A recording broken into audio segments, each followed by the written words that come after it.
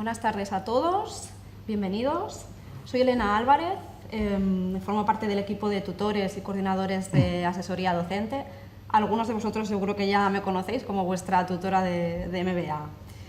Hoy estamos con Carmelo Sierra, bienvenido. Hola, también. Él es consultor estratégico y también pues, colabora con EAE, sobre todo pues, en temas de estrategia y de habilidades directivas.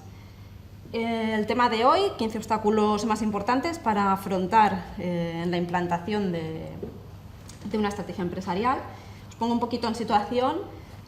Siempre pues, hemos hablado, habéis escuchado, ¿no? Aunque no hayáis aún estudiado el módulo de estrategia empresarial, pues, de la planificación estratégica, ¿no? De trabajar el análisis externo, interno, de definir bien los objetivos, de la selección de estrategias, pero ¿qué pasa en el momento que tenemos que hacer la implantación, ¿no? de llevarlo a la práctica? Pues, bueno, de eso trata hoy el webinar, ¿no? De qué nos podemos encontrar, de obstáculos que podemos tener, ¿no? en esta última fase, en esta implantación.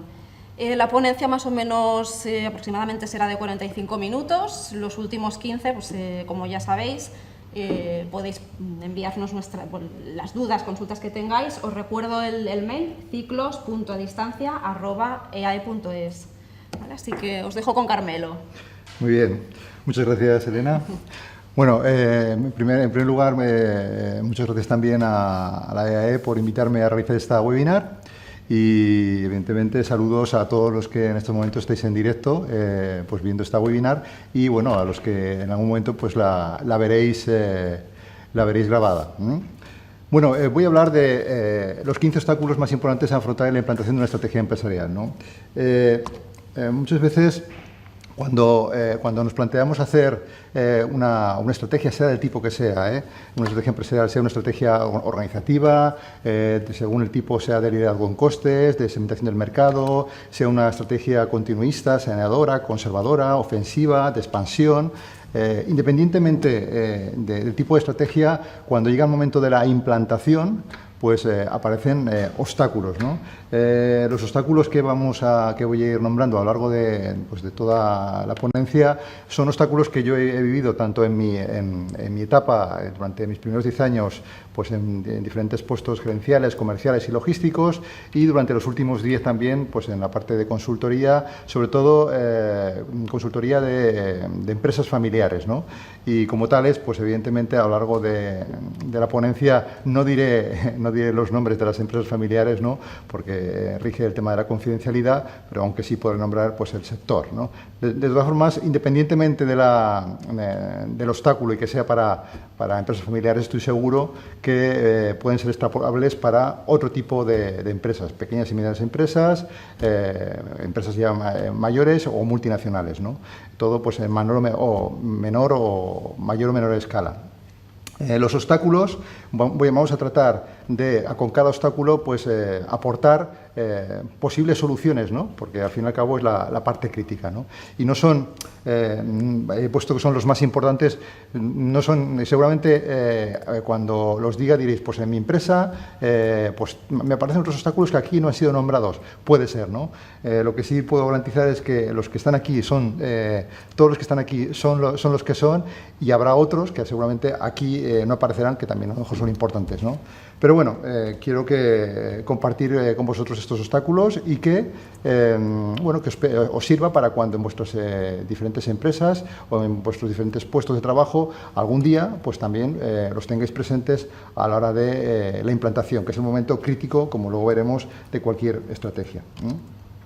Bueno, si tuviéramos que decir, evidentemente, sea la estrategia que sea, estará implícita dentro de una planificación estratégica, ¿no? Y como tal, una planificación estratégica es un proceso sistemático y participativo. Sistemático porque hay que realizarlo con una metodología, con una constancia, con un rigor, y participativo porque en algún momento de esa planificación, en algún momento de esa estrategia, todos los colaboradores de la empresa, desde la propiedad, el gobierno, la dirección y la gestión, en algún momento van a participar, si es que queremos que llegue a buen término, ¿no?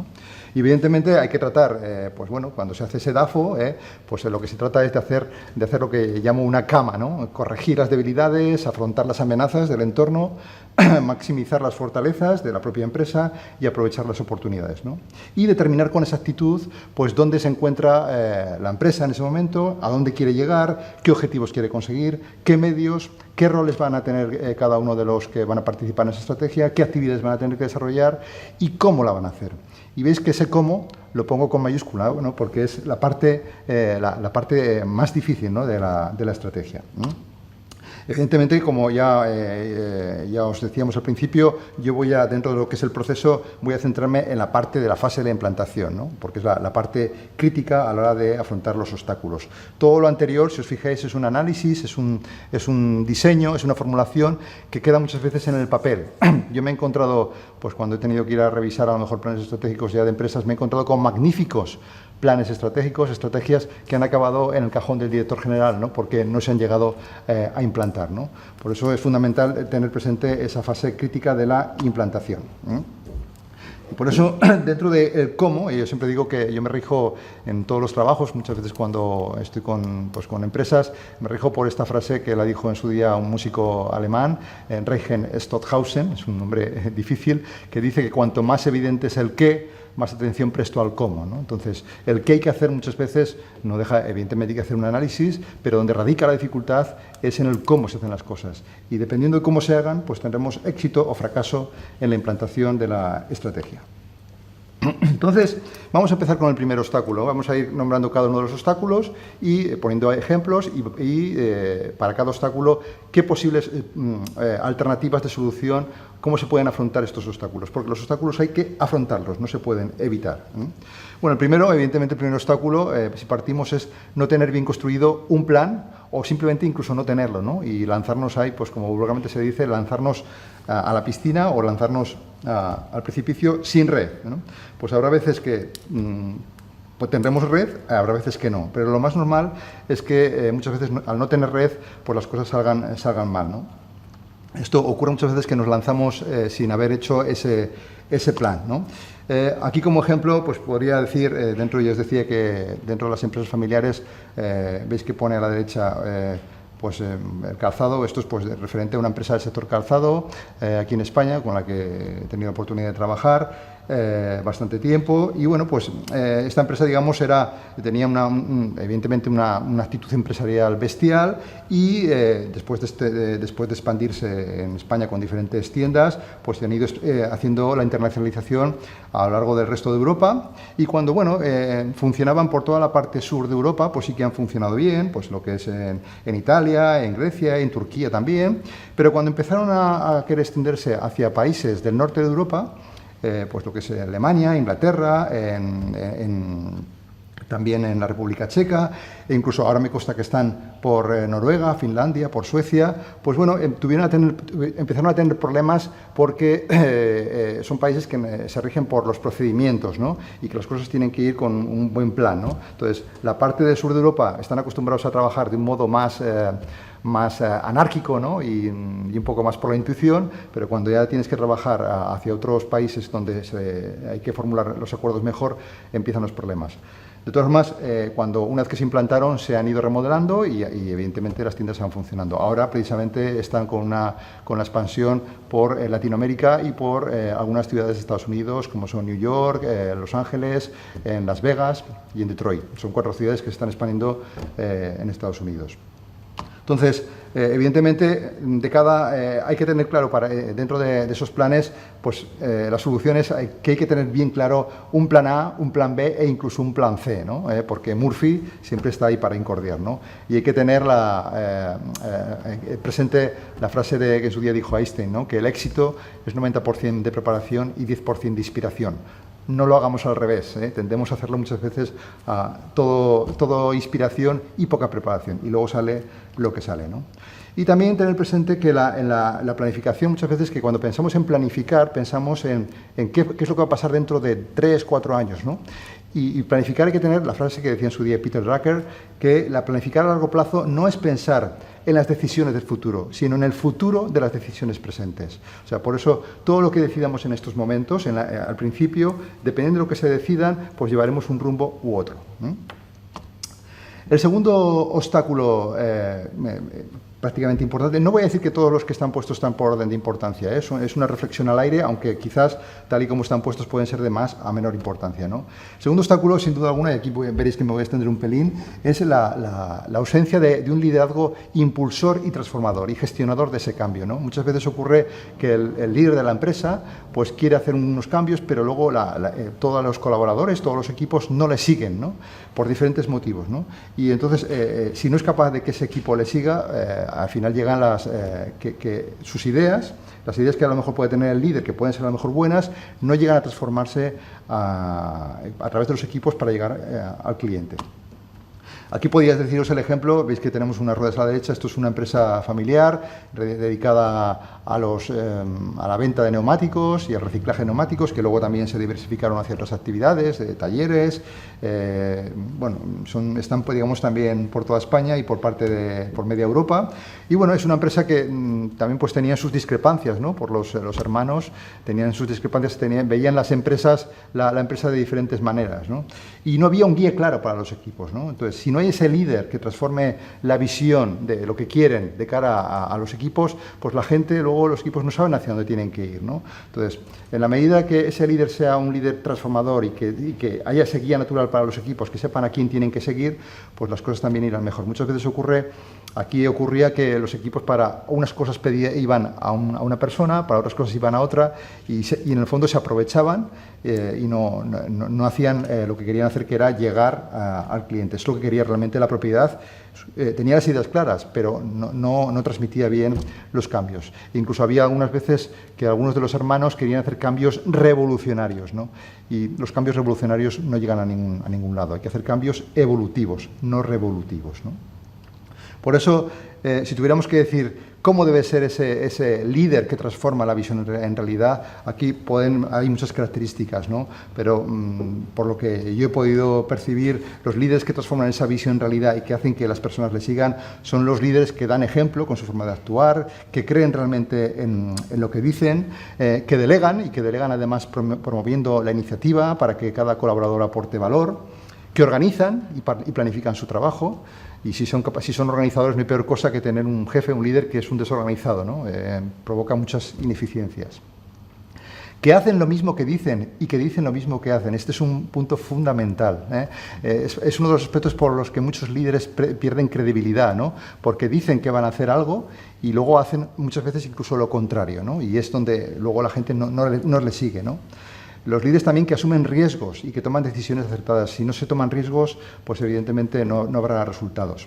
Que trabajan con pasión, que estimulan la sed de reto hacia los colaboradores, ¿no? Y hacen que todos los colaboradores que están a su alrededor realmente se sientan importantes, ¿no? Porque hacen una comunicación participativa, favorecen el reconocimiento de la gente y, bueno, pues trabajan a gusto, ¿no?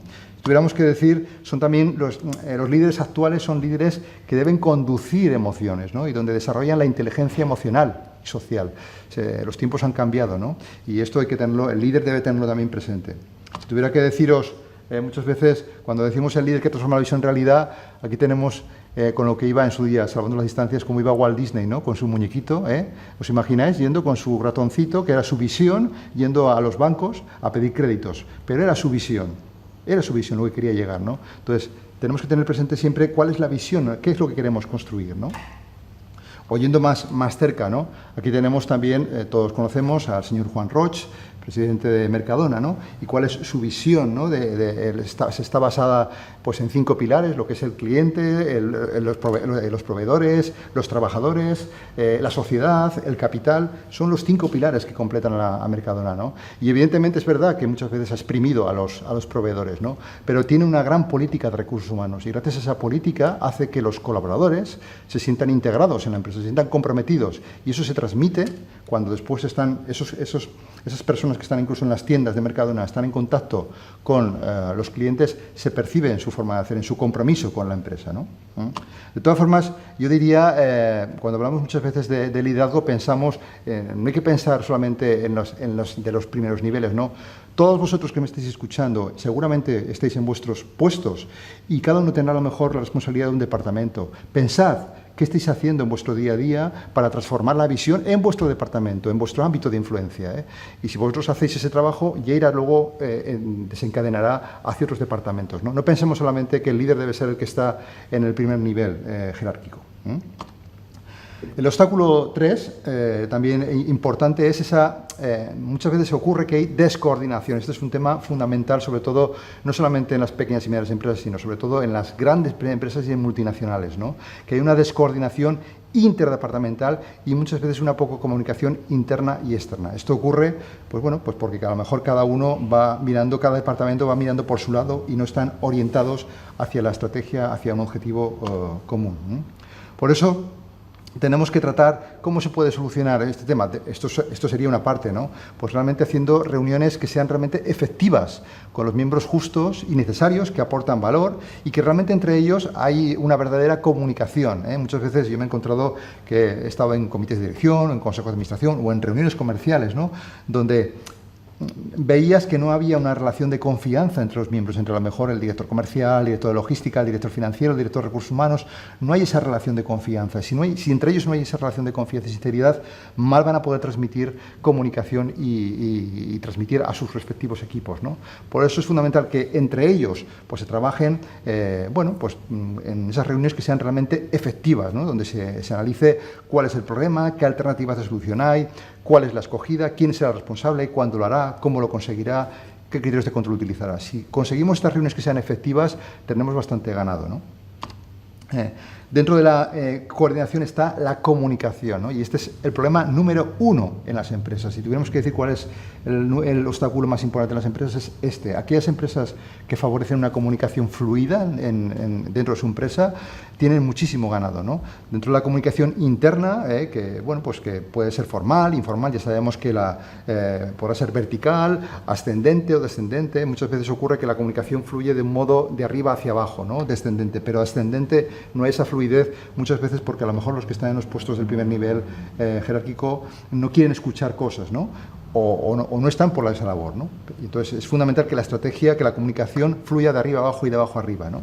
O la comunicación horizontal, la comunicación transversal entre diferentes departamentos, ¿no? Y evidentemente la comunicación verbal o no verbal. La no verbal, como todos sabéis, es el 70% de lo que comunicamos. Ahora mismo yo estoy aquí hablando con vosotros y estoy seguro que voy a transmitir mucho más por el lenguaje de mis manos, de mis gestos, de mi mirada, que por lo que a lo mejor el contenido que estoy haciendo, ¿no? Entonces, la no verbal transmite mucho más, ¿no? Entonces, seamos conscientes de la importancia de la comunicación, ¿no? Hace poco tenía la suerte de estar con el gerente de una empresa de telecomunicaciones, ¿no? Que era ingeniero de telecomunicaciones, ¿no? Y me decía, Carmelo, ¿sabes? Después de un montón de años me doy cuenta que la mejor comunicación es la del face to face, la de la piel, ¿no?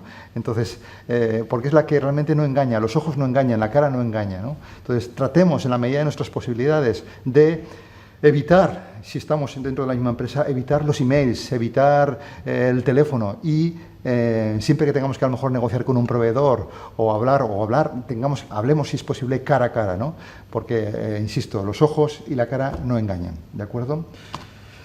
El obstáculo 4 es el tema de que no haya cierta alineación, que no haya una alineación desde la propiedad, sea una empresa familiar o sea la propia multinacional, diferentes accionistas, socios independientes, el gobierno, la dirección y los equipos. Si realmente las directrices desde arriba no están claras, pues muchas veces luego los equipos que vienen detrás no cogerán los mensajes del modo correcto, ¿no? Serán mensajes ambiguos, habrá confusión y al final, ¿qué es lo que ocurrirá?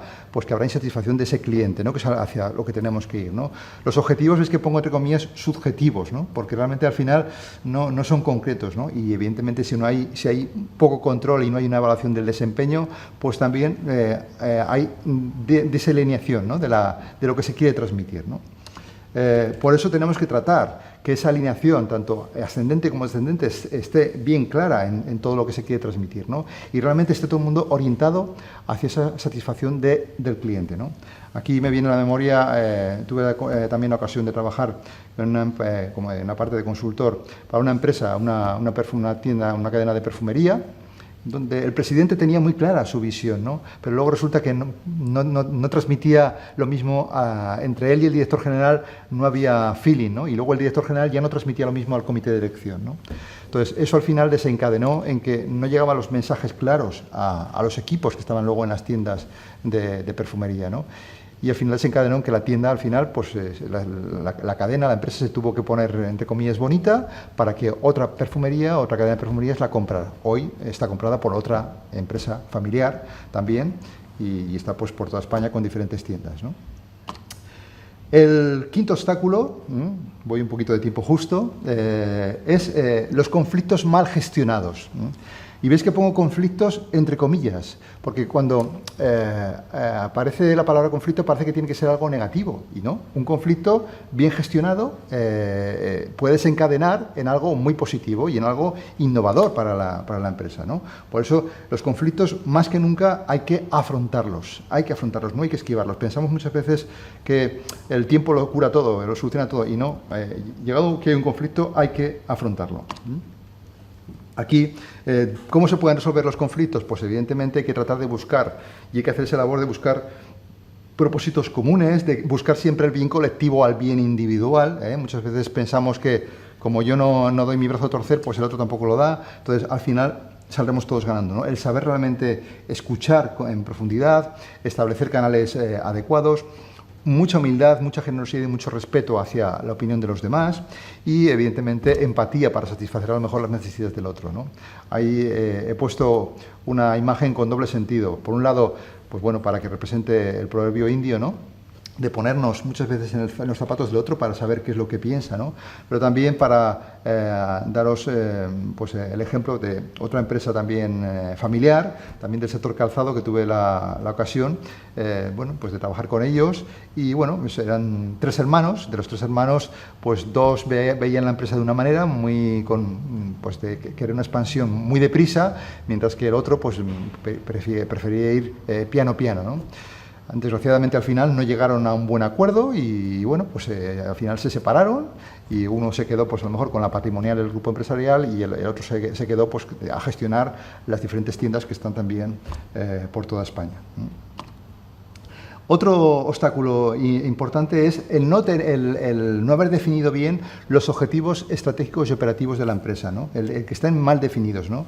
Muchas veces sabemos que los objetivos deben estar bien definidos. Todo el mundo sabe que debe construir bien los objetivos, ¿no? Y que los objetivos deben ser, como pongo aquí, deben ser CARAT, ¿no? Cuantificables, ambiciosos, con una tolerancia cero en la forma de realizar, que sean realizables, que sean asumibles y que sobre todo sean medibles en el tiempo, ¿no? Muchas veces todo el mundo sabe que tiene que construir estos objetivos, o lo que los ingleses llaman objetivos SMART, pero luego la realidad es que luego no se construyen, ¿no? No dedicamos ese tiempo a realizarlos, ¿no? Y a definirlos bien, ¿no? Y luego nos encontramos que bueno, esa estrategia que debía estar definida por unos objetivos, al no estar bien construido con unos objetivos claros, pues bueno, no ha habido un buen control, ¿no? Dentro de los objetivos, me gustaría aquí dar unas pinceladas dentro de la internacionalización, ¿no? A la hora de definir objetivos, ¿no? Los objetivos, si en algún momento hay que definir objetivos, es cuando se hace negociaciones, ¿no? Y negociaciones, cuando hay que hacer la negociación en misma cultura, pues bueno, es un arte, pero se puede negociar, ¿no? Ahora bien, cuando hay que negociar con culturas que son muy diferentes, hay que tenerlo muy presente, ¿no? Bueno, aquí pongo el ejemplo muchas veces con la cultura oriental, con la cultura china, ¿no?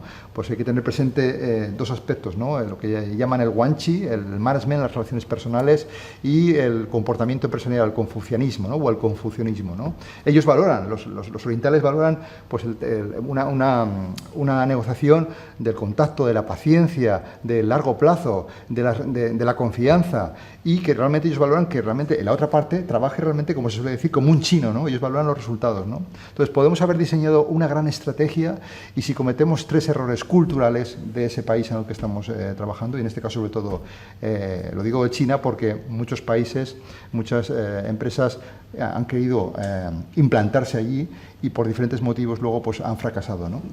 Por eso hay que tener presente los aspectos culturales, si no, como pongo ahí, sería un fracaso empresarial.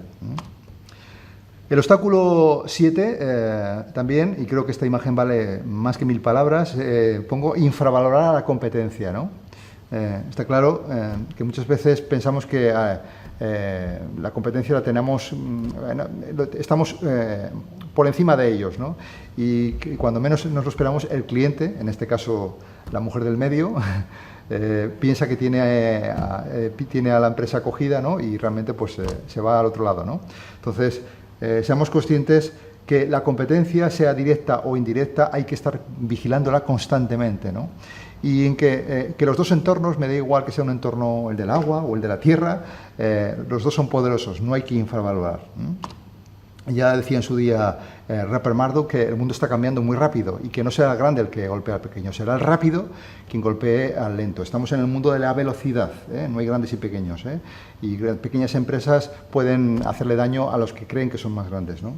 Aquí pongo el ejemplo, aquí no he trabajado, por eso pongo el nombre, pero aquí tenéis pues esta empresa, Equivalenza, que se hizo hace en el 2011 por una serie de socios, hicieron diferentes franquicias, ahora están con más de 700 franquicias en 35 países, incluso recientemente le han dado un premio internacional por su expansión, y bueno, pues evidentemente muchas empresas han infravalorado a las que son de low cost, y os puedo garantizar que hay muchas tiendas, cadenas de perfumerías que están sufriendo por empresas como esta, ¿no? Que a lo mejor el cliente no está dispuesto a pagar el bote de la marca y solamente quiere el olor, pero no quiere el bote, ¿no?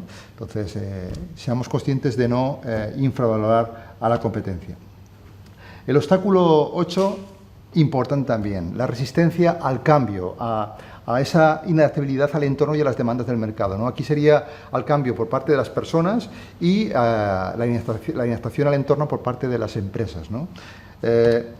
Evidentemente, al final ya veréis que a lo que vamos a acabar es que para que una estrategia funcione se basa en dos cosas, en las personas y en la comunicación, ¿no? Y evidentemente para estar abiertos al cambio, lo primero que tienen que hacer las personas es aceptar ese cambio, ¿no? Y estar con una apertura mental a nuevos escenarios, ¿no? Y luego tener esa capacidad para adaptarse, ¿no? Hay que actuar, ¿eh? Entonces, seguro que en vuestras empresas hay mucha gente que le cuesta rechazar esos cambios y estamos un poco acomodados, ¿no? Entonces, o aceptamos los cambios o si no los cambios el entorno se nos comerá, ¿no? Tenemos que tener presente estas dos frases de estos dos sabios, ¿no?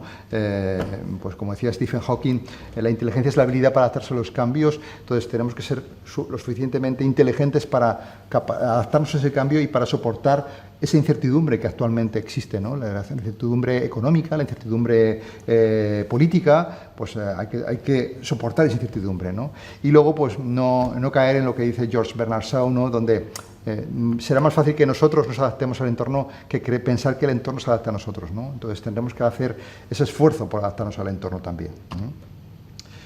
Aquí podría deciros ejemplos, ¿no? Pero en estos últimos 8 años he tenido la oportunidad de trabajar si hay un sector con el que he trabajado, ha sido con constructoras inmobiliarias, ¿no? Y solamente aquellas empresas constructoras inmobiliarias que primero tenían un apalancamiento financiero muy débil, o sea, que eran bastante conservadoras, tenían buenos fondos propios y por otro lado también tenían diferentes actividades de diversificación, son aquellas que han aguantado la crisis, la burbuja inmobiliaria de estos últimos 5 o 6 años, ¿no? Entonces, sea el sector que pongo el ejemplo de la construcción, pero muchas veces hay que diversificarse, ¿no? Y hay que, como dice, renovarse o morir, ¿eh?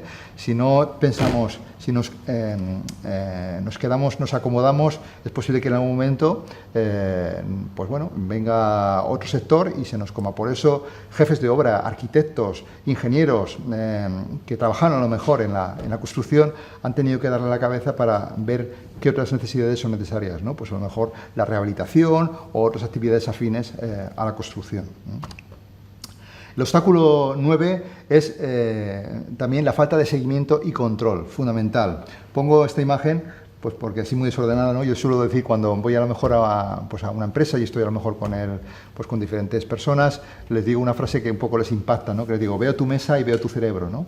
Porque en función de muchas veces de cómo hagamos este seguimiento y control, veremos cómo organizamos también nuestro departamento, ¿no? Este es uno de los mayores problemas que suele ocurrir en las empresas, que se dedica mucho tiempo a lo mejor a hacer esa estrategia, a definir los objetivos, a formar, a delegar diferentes actividades, pero luego no se dedica tiempo al control, ¿eh? Y si no hay ese control, pues no hay mejora, ¿no? Por eso tenemos que tener presente que solo se mejora lo que se mide. Si las cosas no se miden, no se puede mejorar. Y que si no hay unos objetivos bien definidos, como decíamos anteriormente, no es necesario el análisis. ¿Qué vamos a analizar? Cosas subjetivas, opiniones. Por eso tenemos que tratar, por muy subjetivo que sea, lo que sea, hay que tratar de objetivarlo y que haya algo concreto y detallado. Y pongo esa frase última. Esta me lo dijo en su día también un jefe hace pues unos 18 años, me decía que todo aquello que no se controla, se descontrola, ¿no? O sea, esto es como seguramente... Si cogéis una baraja y la ponéis ordenada, será el as, el 2, el 3, el 4, la sota, caballo, rey. Solamente hay una forma de que esté ordenada y controlada. Pero desordenada hay infinitas, ¿eh? Entonces, seamos conscientes de que las cosas hay que controlarlas y que si no se controlan, por naturaleza, se van a descontrolar.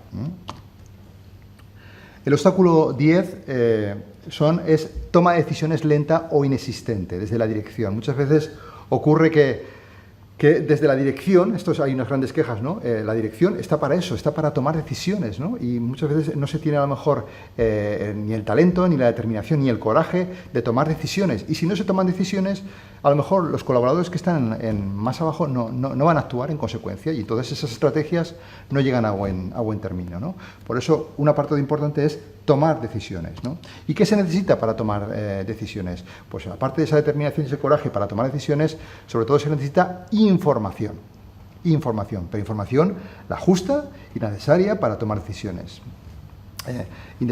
Ahora hablaré del efecto infotoxicación, ¿no? Independientemente de la información que se utilice, o sea, dependiendo de la empresa, pues tendrán a lo mejor su cuadro de mando integral, ¿no? Desde la perspectiva estratégica, pues trabajarán a lo mejor en la perspectiva del aprendizaje y crecimiento, donde se desarrollarán pues los indicadores para incentivar el talento. Estará la perspectiva de los procesos, donde se analizarán diferentes indicadores que analicen que esa cadena de valor realmente es eficiente, ¿no? en los diferentes procesos. Habrá también la perspectiva del cliente y del mercado, donde se verán los indicadores para satisfacer las necesidades del mercado y del cliente, ¿no? Y seguramente estará la perspectiva financiera, que es la que a lo mejor más le puede interesar al accionista, ¿no? Pero que será una consecuencia de todas las anteriores perspectivas bien trabajadas, ¿no? Pues independientemente de este cuadro de mando integral o de lo que los ingleses llaman el Balanced Scorecard, se tenga, hay que tener la información justa y necesaria. Lo que suele decir información de análisis, no de parálisis, ¿eh? Por eso llamo lo del efecto infotoxicación, ¿no? Seguramente para la parte de arriba, que sería un gran empresón, una multinacional, pues necesita el cuadro de mando de abajo, ¿eh? El que está al lado del coche. Y para el de abajo, que será una empresa más pequeñita, necesitará el cuadro de mando el de arriba, ¿no? Entonces, acostumbrémonos a tener la información adecuada, ¿no? Por eso tenemos que tener presente, seamos colaboradores, mandos intermedios o seamos directores generales, si somos colaboradores y mandos intermedios tenemos que ponérselo muy fácil a los que están arriba para que tomen decisiones con la información adecuada. Me he encontrado muchas veces que a lo mejor llega el director financiero y va al comité de dirección y va con un montón de información, ¿no? No, pónmelo fácil para decidir, dame la información justa, ¿no? O el director de comercial con todo su plan de marketing. A lo mejor al director de logística no le interesa todo tu plan de marketing, le interesará parte, ¿no? ¿De acuerdo? Justo y necesaria la información, ¿eh? Porque si no se toman decisiones, el tiempo pasa, ¿eh? Y evidentemente cuando el tiempo pasa se pierde dinero o se puede dejar de ganarlo, ¿no? Y al final, si os fijáis ahí pongo esto de que si alguien no decide, si tú no decides, alguien decidirá por ti. Entonces, depende de los puestos en los que estemos y todos los que estéis ahí al otro lado estéis en puestos de responsabilidad y si no estáis lo estaréis y tendréis que tomar decisiones. Si no las tomáis, alguien las tomará por vosotros. Y a lo mejor cuando las tome por vosotros será demasiado tarde. Por eso, ser valientes y tomar decisiones con la información adecuada. El obstáculo 11 es muchas veces la poca orientación que hay por parte de toda la empresa o fundamentalmente de ciertos departamentos, a lo mejor muchas veces de los servicios centrales, que no están orientados hacia la calidad, hacia la satisfacción del cliente, ¿no? Y están más metidos en temas internos, en temas de procedimientos, de este cliente qué pesado que es, en conflictos. Y mientras tanto, lo que ocurre es que el cliente está insatisfecho y mientras tanto las ventas van bajando. Y ya sabemos que si las ventas van bajando, la cuenta de explotación se nota, ¿no? Por eso, hagamos lo posible para trabajar bien trabajar bien esto con orientación hacia el cliente, ¿no? ¿Qué pide el cliente? Muchas veces dice, ¿en qué exige calidad los clientes? Pues los clientes exigen calidad en lo que llamo los 5 ceros, ¿no? El 0 defectos, realmente que el producto sea el adecuado, que no esté roto, que esté en buenas condiciones. ¿Hablo de producto o hablo de servicio? 0 retrasos, donde sean los plazos adecuados, donde sea el producto que llegue el momento en cuestión. 0 papeles, donde todo sea informatizado, donde tenga mi pedido, una información de mi pedido online en todo momento. Quiero saber cómo está mi pedido y no me vengas con papeles y que al final no los voy a leer. 0 stocks. Y en el sentido de tener disponibilidad, no me refiero solamente al just in time, me refiero a, seguramente muchas veces os ha ocurrido que habéis ido a una tienda y habéis ido a comprar pues un jersey, un pantalón, ¿no? Y a lo mejor de la talla, no sé, que os va a vosotros, la 38, la 40, la 42, de esa no hay. Eso sí, de la 44, 46 o de la 36, de esas hay un montón, pero de las que necesitáis no hay. ¿Y qué ocurre? Que os vais a la competencia, ¿no? Y evidentemente, como le demos una mínima oportunidad al cliente para que se vaya a la competencia, pues es posible que lo perdamos, ¿no? Y el 5.0 sería los cero averías, si somos una empresa de producción, pues que tengamos que las máquinas no haya tiempos muertos en su trabajo, ¿no? Y que realmente estén funcionando continuamente, ¿no? Pero si os fijáis, están los 5 ceros, pero sin duda alguna el 6.º cero es el más importante, ¿no? Donde que haya 0 reclamaciones por parte del cliente, ¿no? Y que haya una relación de confianza, ¿no? Y pensando que siempre la calidad y la excelencia la mide el cliente, no la mide la empresa, por mucho que queramos decir, no, la mide el cliente. Uno puede tener en la empresa la ISO 9001, la ISO 14001, diferentes cosas que cumplen, pero realmente quien dice que está satisfecho con lo que hay es el cliente, ¿eh? Y si esa empresa está dispuesta a innovar y desarrollar, a reducir tiempos y costes y a controlar procedimientos, realmente hará consecuencia de estas 3 cosas, vendrán las ventas. Ya veis que dedico bastante tiempo al cliente porque es fundamental, ¿no? Es fundamental. Aquí llamo lo que es la curva de la sonrisa, ¿no? Que desde el diseño hasta el servicio postventa, por diferentes, incluso podríamos hablar de la logística inversa, pues hay diferentes procesos, ¿no? Información, tiempos, coordinación. Entonces, en la medida que trabajamos, que no haya cuellos de botella a lo largo de toda la cadena de valor, pues seguramente el cliente estará satisfecho, ¿no? Aquí podríamos nombrar ejemplos que todos conocemos, ¿no? Pues como Zara o, por ejemplo, Mango, que ahora me consta que estamos trabajando también en este caso, ¿no? Pues son empresas que realmente son, como por ejemplo Zara, son rápidos. Ya sabemos que reponen incluso 2 veces por semana, o el diseño de sus productos en 15 días cambian sus diseños. Tienen una gran logística, entonces hay una gran rapidez, ¿no? Y evidentemente, ya veis que pongo ahí la nariz de la comunicación, ¿no? Porque debemos palpar qué es lo que ese cliente requiere y necesita, ¿no? Y con la visión global, evidentemente, de la dirección general, ¿no? Por eso tengamos en mente esta parte de estar satisfaciendo al cliente, ¿no? Y dentro de los procedimientos, si recordáis, voy a ir a perdón, me he pasado aquí. Cuando estaba aquí en esta, quería deciros que muchas veces estamos muy orientados con los procedimientos, ¿no? En su día me dijo una vez una persona, hace muchos años, me dijo que tenemos que tratar de ser como el alambre, ¿no? El alambre es rígido y flexible a la vez. Tenemos que tratar de ser rígidos en los procedimientos y flexibles en las formas. Me encuentro muchas veces que las empresas somos excesivamente rígidos y por esa rigidez no satisfacemos al cliente. Pues tratemos de ser rígidos, pero a la vez flexibles con las formas, ¿eh? Y evidentemente no es lo contrario. Aquellas empresas que son muy flexibles y no cumplen los procedimientos, pues también pierden ventas, ¿no? ¿De acuerdo? Rigidez y flexibilidad, ¿eh? Muy bien. El siguiente obstáculo que os quiero comentar es el posicionamiento indefinido. Muchas veces ocurre que la empresa no tiene claro dónde está, y la presión de la competencia le invita a no tener una estrategia clara, ¿no? No saber si está para clientes de gama alta, gama media, gama baja, ¿no? Pues es algo que hay que tenerlo presente, ¿no? Y tener claro si estamos en un sector en el que está en crecimiento o en decrecimiento, si hay pocos o muchos competidores, qué cuota de mercado tengo, si es previsible, cuál es la cuota de la competencia, qué imagen quiero transmitir, cuáles son los elementos diferenciadores de lo que yo aporto, qué tipos de productos voy a trabajar, porque en función de esto asignaré mayores o menores recursos, ¿no? Lo que está claro es que si hacemos una estrategia comercial, por ejemplo, tiene que ser una estrategia comercial definida, ¿no? Y donde hay un posicionamiento claro de la empresa en cuanto al mercado y el producto, versus, por ejemplo, la única estrategia, el precio, seguramente incluso aquellas que están basadas, por ejemplo, en el precio, como pueden ser pues, las de low cost, como puede ser a lo mejor Ryanair, ¿no? Pues también se han tenido que ir adaptando a lo que a lo mejor ese cliente va necesitando, ¿no? Pues a nuevas rutas, porque si no saben que el precio puede servir para corto plazo, pero para medio y largo plazo no es una estrategia adecuada, ¿no? Y bueno, ya veis que quiero dejar ahí unas pinceladas de marketing emocional, ¿no? Tenemos que tratar que nuestra empresa, el marketing vaya a lo que suele decir tanto al corazón como a la parte emocional del cerebro, al cerebro límbico, ¿no? Que es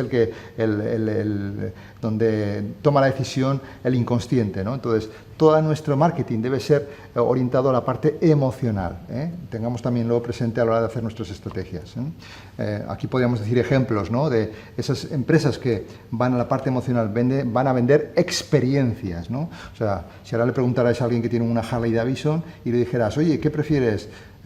¿Te gustaría vender la Harley Davidson?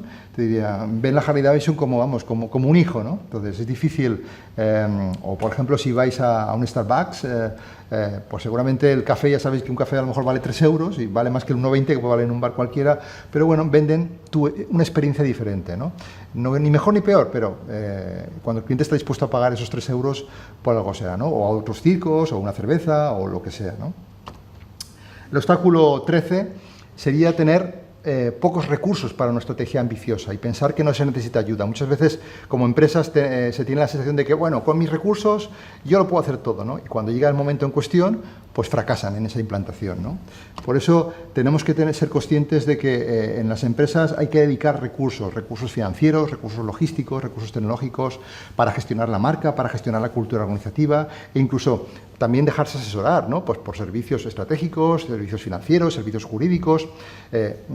Hay que también apoyarse en personas, si no, depende cuál es la estrategia, pues muchas veces creemos que vamos a conseguirla y no la conseguimos, ¿no? Y sobre todo, ¿qué se requiere? Se requiere recursos humanos, ¿no? Si no hay unos recursos humanos que ayuden a favorecer esa estrategia, no se conseguirá, ¿no? Y esto me enlaza con el obstáculo 14, ¿no? Que es el que haya una frágil política de los recursos humanos y que no incentive el talento. Si tenemos esta política mediocre, pues con la competencia que hay es posible que otras empresas se lleven a ese talento, ¿no?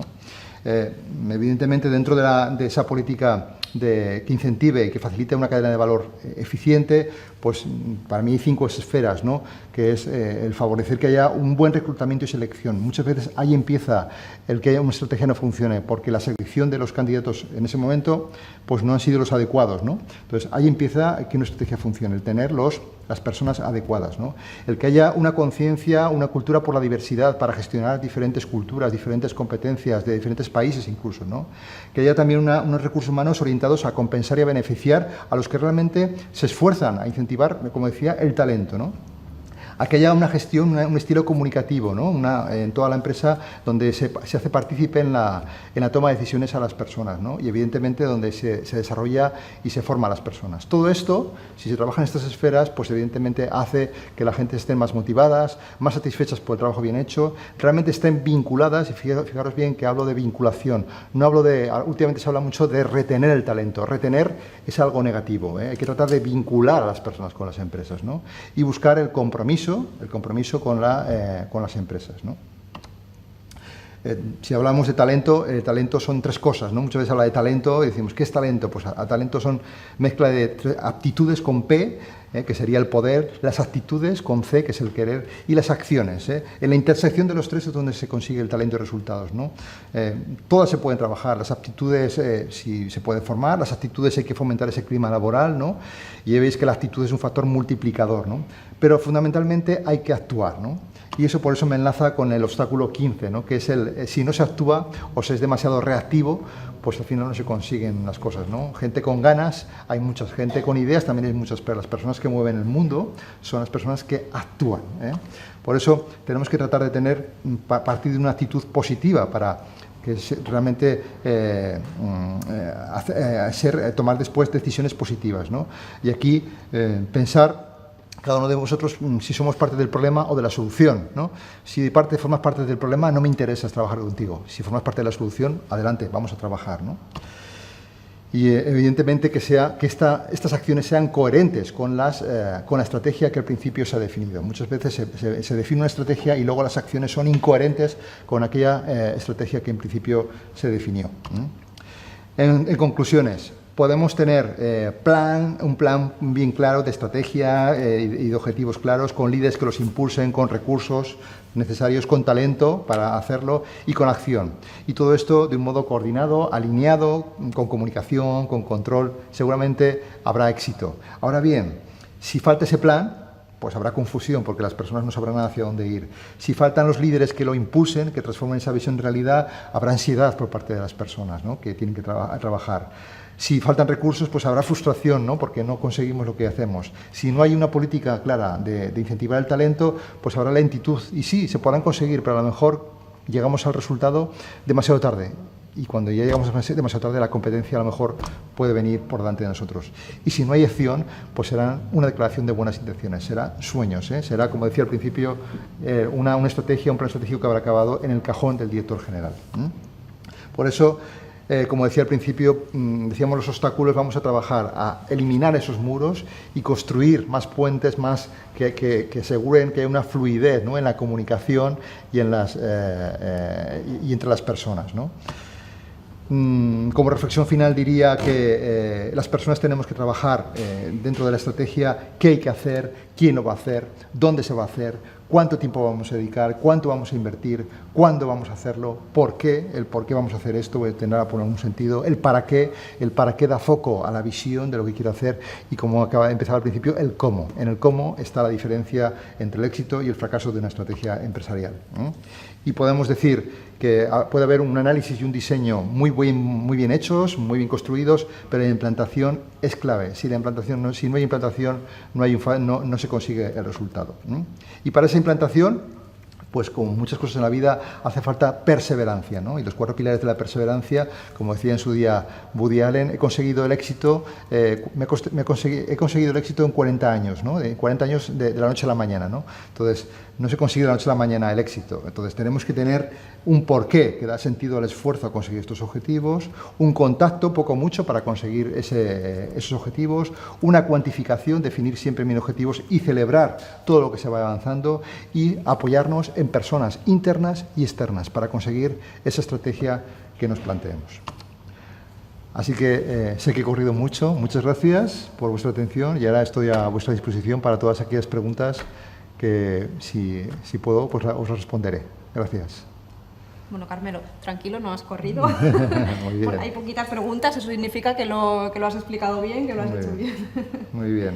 Vale, te comento. La primera que nos ha llegado sí. nos pregunta sobre el obstáculo que has comentado de la incorrecta definición de objetivos. Sí. Vale, nos dices si puedes comentar algún consejo para no equivocarnos en esa definición. Sí, bueno, como he dicho al principio, muchas veces cuando la gente plantea los objetivos, antes de nada, cuando planteamos objetivos, sean personales o sean profesionales, las personas en general somos, entre comillas, somos vagas a la hora de reflejar nuestros pensamientos por escrito.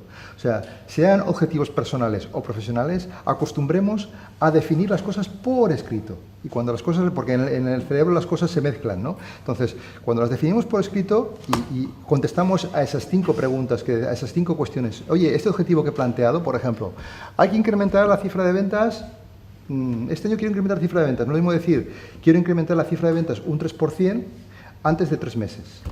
o en los próximos 3 meses. Tiene que ser un objetivo que sea realmente cuantificable, que sea ambicioso, porque si no es ambicioso no va a ser algo, porque el objetivo va a ser, muchas veces, va a estar unido con una retribución variable, y por eso hay que definirlos bien claros, ¿no? Que sean objetivos que sean ambiciosos, que sean realizables, y que sean realizables, muchas veces tenemos que pensar, ¿este objetivo depende de mí solamente o depende también de otras personas?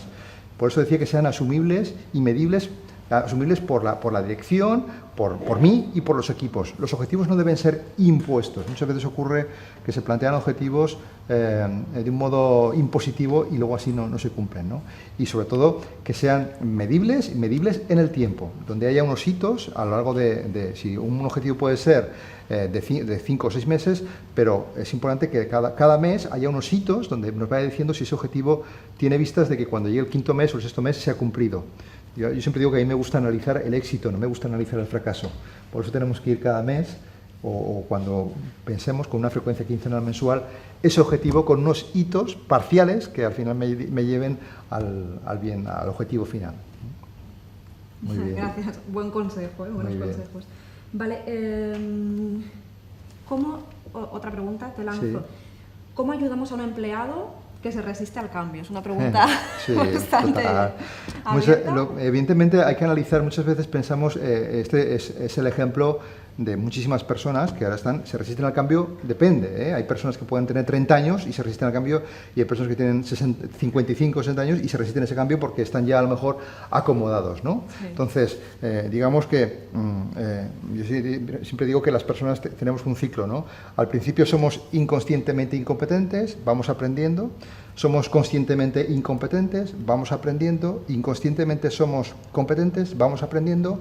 Conscientemente competentes, pero si nos acomodamos volvemos otra vez a ser inconscientemente incompetentes, ¿no? Entonces, hay que estar alerta, evidentemente, y hay que escuchar a esa persona qué es lo que le pasa realmente, si realmente está dispuesto al cambio.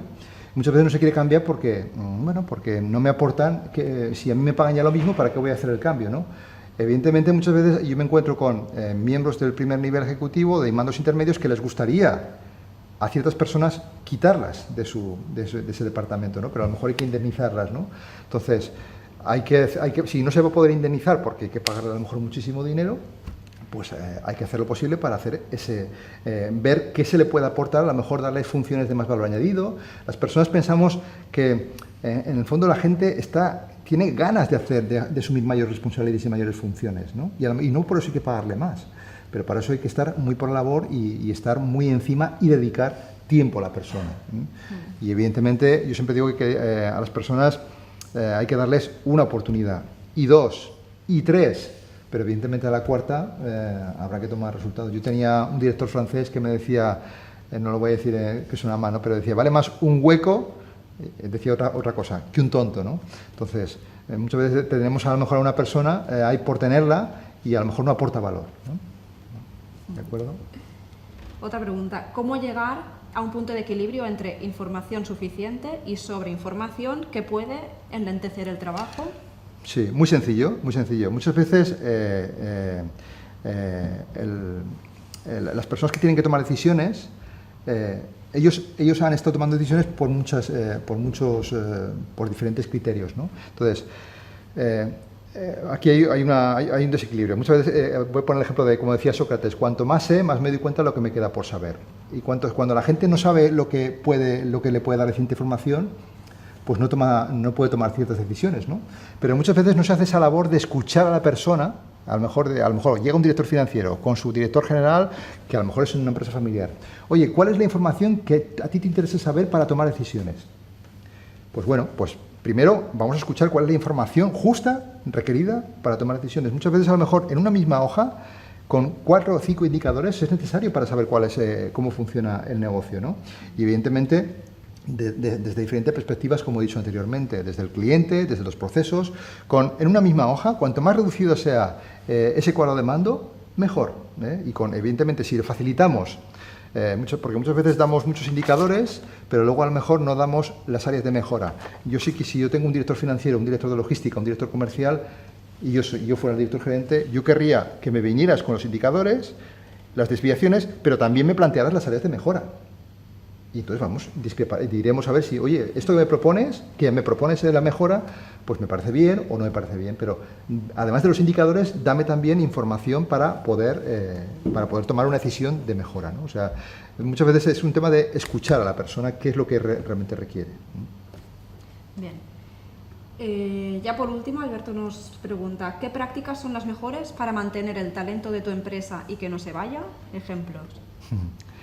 El talento, pues como he dicho antes, a lo mejor lo he dicho muy deprisa, ¿no? Pero el fomentar esas 5 esferas que decía al principio, ¿no? Del fomentar desde la selección, pero una vez que ya lo tenemos ya seleccionado hasta la persona, hay que fomentar ese clima laboral en la empresa, donde se haga partícipe a las personas de los objetivos, de las decisiones, que haya una comunicación realmente participativa, donde las sugerencias de los colaboradores también se tenga en cuenta. Todo el mundo sabe, todo el mundo dice, no, en la empresa hay que fomentar la creatividad, la innovación, hay que trabajar las sugerencias, pero luego realmente no permitimos que las personas aporten valor, ¿no? Entonces, y luego incentivar el talento, pues teniendo en cuenta las 3 cosas que decía, ¿no? Si le faltan a esa persona, le faltan cualidades, le faltan competencias, pues se puede formar. Si le falta actitud con C, pues seguramente es más complicado, ¿no? Pero también se puede fomentar un clima laboral para que esa actitud sea mejor. Hay muchas personas que tienen a lo mejor buenas competencias, tienen conocimientos, pero no tienen la actitud adecuada. Y eso sí que es malo, Eso sí que es malo, ¿no? Y luego, evidentemente, orientarles a la acción, para que realmente obtener lo mejor de cada uno. Y, importante, hay que incentivar el talento. Muchas veces lo que no vale es el pan para todos. No he hablado aquí, ahora no podía poner estadísticas, ¿no? Pero si tuviéramos que decir, hay estadísticas de una empresa que hace encuestas a nivel internacional, Gallup, escrito GALLUP, donde habla también del compromiso, ¿no? de las empresas, de lo que la gente está comprometida, ¿no? Y realmente aquí en la parte del oeste de Europa es solamente en torno a un 11 o un 12% que las personas están comprometidas, y un 50 o 60% forman parte, como suelo decir, del paisaje, ¿no? Y otro 20% están mirando de buscar trabajo fuera, ¿no? Entonces, cuando solamente hay un 10 o un 15% de personas que realmente están comprometidas, que se sellarían aquí el logo de la empresa, ¿no? Pues hay que trabajar por ello, ¿no? Vale, Carmelo, te lanzo alguna más que Venga, que ¿hay están tiempo? llegando a Venga, última hora. vamos rápidos, muy bien. SMART, ¿puede definir lo que significan las siglas? Sí, SMART, es como estaban, yo lo he dicho así, SMART se refiere es lo mismo que cuando he puesto lo de Carat, SMART. Time, la última, empiezo por la última, la T de time, la A es asumible, pero todos son en inglés, la M de mesurable, y la S también ahora mismo como está, es que estoy pensando en las siglas españolas, pero bueno, si busca SMART, como suena, S-M-A-R-T, verá que es lo mismo que CARAT, cuantificables, ambiciosos, realizables, asumibles y medibles en el tiempo. Vale. El liderazgo debe ser natural y espontáneo. ¿Se puede aprender a ser líder? Por supuesto. Dicen, ¿el líder se nace o se hace? El líder, evidentemente, hay condiciones que se tienen muchas veces innatas, pero por supuesto que se pueden hacer. Hay una cosa, yo hace años tuve la oportunidad, yo también tuve en su día tuve mi coach, y me decía que en esta vida solamente podemos controlar una sola cosa, nuestra conducta y nuestro comportamiento. Todo lo demás es incontrolable. Por supuesto que se pueden desarrollar todas las características. Ahí he puesto características de lo que debe ser un líder, esas 8 que ponía. Pues siempre hay que reflexionar, decir, a ver, cuando decíamos, soy creíble, creo en lo que digo que voy a hacer lo hago, o hago luego cosas contrarias. Tenemos ejemplos en nuestro mundo, no solamente los políticos, ¿no? que dicen cosas que van a hacer y luego hacen lo contrario, ¿no? Así es como se pierde el liderazgo y la confianza con las personas. La última ya, porque ya no tenemos más tiempo. Bajo tu punto de vista, ¿qué peso específico tiene la imagen frente a los contenidos en la implantación y la relación con los clientes? ¿La imagen? Perdón, no entiendo la pregunta. ¿Qué peso específico tiene la imagen frente a los contenidos en la implantación y la relación con nuestros clientes? Tiene la imagen se refiere de la empresa, La empresa. Evidentemente, todo lo que se haga internamente al final se traslada también al exterior. Al final, todo lo que hagamos orientado hacia el cliente y hay gente, y eso parte de que hay una verdadera comunicación. Cuando hablo de la comunicación, había comunicación interna, externa, de la marca, de la responsabilidad social corporativa, o sea, pero si tenemos una buena comunicación interna, seguro que al final se trasladará hacia los clientes, que al final son los que deciden y por los que todos tenemos que trabajar. Bueno, pues lo dejamos aquí, han quedado algunas preguntas por contestar, las resolveremos y os enviamos la respuesta por escrito. Muy bien. Te agradezco que hayas compartido pues, todos tus conocimientos y experiencia y nos vemos en la siguiente. Muy bien, hasta la próxima. Saludos a todos.